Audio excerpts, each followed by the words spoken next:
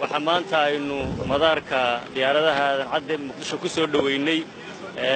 10 ka mid ah maxaabiista inagaga xidhan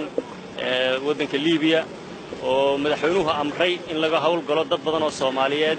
ayaa ku dhiban Liibiya oo ay xabsiyada ku jira ama qolyaha magafayaasha loo yiraahdo yaqaana ay haystaan madaxweynaha Jamhuuriyadda Federaalka Soomaaliya mudane Maxamed Cabdullaahi Farmaajo ayaa amar cad ku bixiyay ambassador keena Yurub Fiti iyo Maryan oo wakiilka gaarka arrimaha migration ka ah ayaa ka hawl galay waxaan maanta ku guuleysanay 10 xubnood oo kamid ah oo qoys iyo isugu jira ashxaas kale laga soo kaxeeyo laga soo furto alxamdulillah rabbil caalamiin si nabadgelyo ahna ay u yimaadaan dhulkoodii hooyo ku soo noqdaan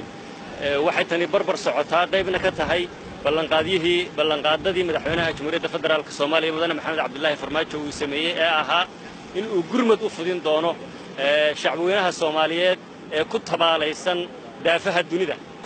wallahi Liibiya waxaan soo galay markay ahayd bishii shanaad labadeedii ayaan soo galay Liibiya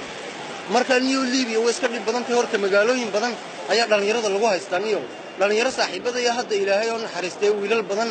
ayaa ku dhintay meesha sida aniga wiil bustahil uu jiro kale Allah naxariistay uu dhintay wuxuuna u dhintay garaacitaankii magafa uu garaacay sankii afku dhiga keenay gabar kale bishaara la yiraahdo reer dalka ayaa ay dhimatay waxay u dhimatay